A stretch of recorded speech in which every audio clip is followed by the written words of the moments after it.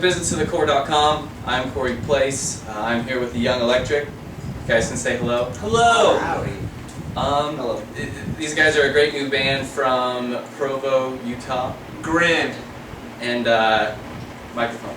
I'm here to ask them a few questions about the business aspect of having a band and doing self-promotion. They're really good at it, so here we go. What did you say before? Probably the best. The best band. The best. The best band. So I know the Young Electric is a new venture for you guys. How did that come about, really? Natty, you take this one. You take it. Well, I'd have to say a bunch of us were in a band before, and we had kind of been writing for a really long time. We had kind of stopped playing live, more or less, and really kind of sat down just to like write and kind of get to the bottom of where we were, and bottom of where we were musically, I guess. And so after about a year and a half of really not playing much live and writing a ton, we started recording, and we decided like all this new stuff was really kind of all new and decided it deserved its own name and its own brand. So yeah, cool, awesome. Since you guys have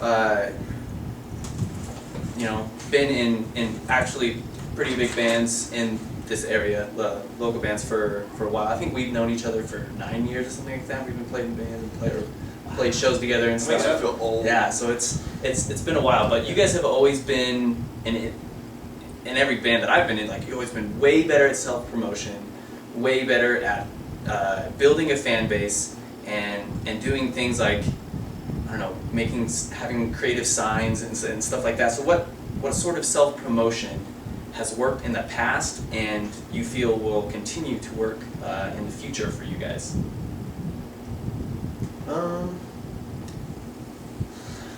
I'd have to say, at least in the past, what worked for us was just kind of perfecting our live show, really focusing on it quite a lot.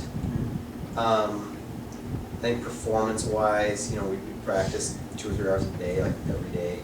We have always known that no one from, like, the way that, when Bon Jovi got signed, that is not going to happen anymore. Like, there aren't record execs just waiting for the next, like, big thing. Like, they don't care. They're going to do whatever is already making money. And so we've always known that we have to do pretty much all of it by ourselves. So I think that that's where we've kind of had to step up on other bands, is because maybe other bands have kind of waited around for other people to do it for them. Wait for the hand to come grab. Yeah, and so you just have to realize that, just like in any other business, you have to make something before people are going to want a piece of it. And by the time people want a piece of it, you don't want to give that piece. So it's kind of, I don't know, that's the rule of us. I think something that we did in bands coming up that other bands didn't do. Wait. Remember I did that. check. No, something that we did in bands growing up, like, being in bands in junior high and high school, realizing that you have to make a personal connection to somebody to have them come out to your show. We handed out like handbills, like flyers, got kicked out of high schools, got ticketed like on parking lots because we were flyering every car, and like, going in at lunchtime to high schools and like, like telling people, hey, like, this is my band, having a Walkman on you, and like, like letting them listen for like whatever, like, we're playing a show this Friday. Other bands that didn't do that, they just kind of expected, well, if it's a show, either the other bands will bring people or like my friends will show up, and like, we treated it like a recruiting, it's like we, kids don't know. Which I think you still need to do online, and that's one thing that a lot of bands could do to maybe up it, and we're even still learning like online because the game has changed so much. Like, really, you don't pass out flyers anymore. A flyer's kind of like just a refresher of what they've seen online or what, so it's changed, but you still want to try and build that personal connection. So I think that's the biggest thing for trying to promote a band, is the personal connection that people can get. So I remember being like kind of, you guys would come down to Springville. You guys went to AF, right? Yeah. Yeah. So you guys would be in Springville with flyers and stuff like that, and handing out at our school, and like all of our friends would really like, we probably should have taken initiative because we were the one like opening up for you guys, so we're like really like writing on your guys' like accomplishments and stuff like that. So that's why I Apology accepted. Yeah, okay. Thank you. But you guys recently got signed to Tragic Hero Records. That's, first of all, like Riley was saying, it's the game is changing, so it's not just like a huge hand coming picking you up and all of a sudden you guys are gonna be famous in 2 months. I'm not saying you guys won't be, but I'm saying we won't be. I'm telling you right now.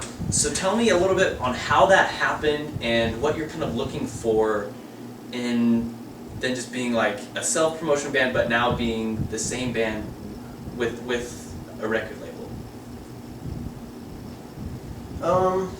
I think, well, the label deal kind of came about. We did have some previous contacts with you guys. Recording with Jim. Through recording with Jim, who produced the record.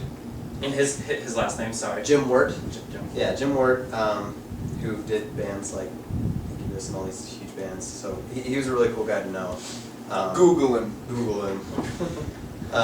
And so, he had these connections and some of these friends and stuff like that. I mean, he's not like a big, I don't know, hey, I'm going to hook you up with all these guys. He's just, friends with everybody, like a genuine kind of guy.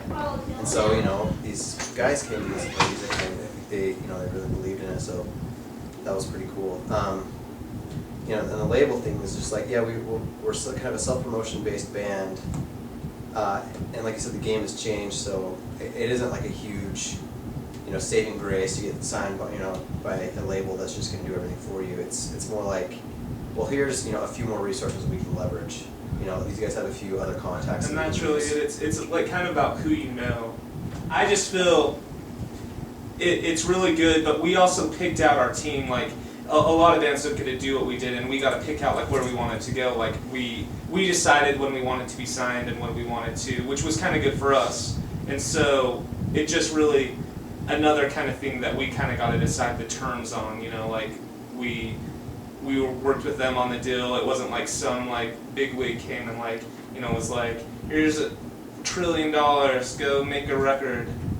So it was like, here's $1. Yeah. It's all about connections. It's all about who you know. Yeah. Pretty much, you're on the label to get connections that they've made in the industry with like different distributors and things like that. And so it's really just that's what a label has become more, is kind of like a bank / we know people, which I guess is what it's always been. But it's really, I don't know, like you can get right to the point of what a label is now.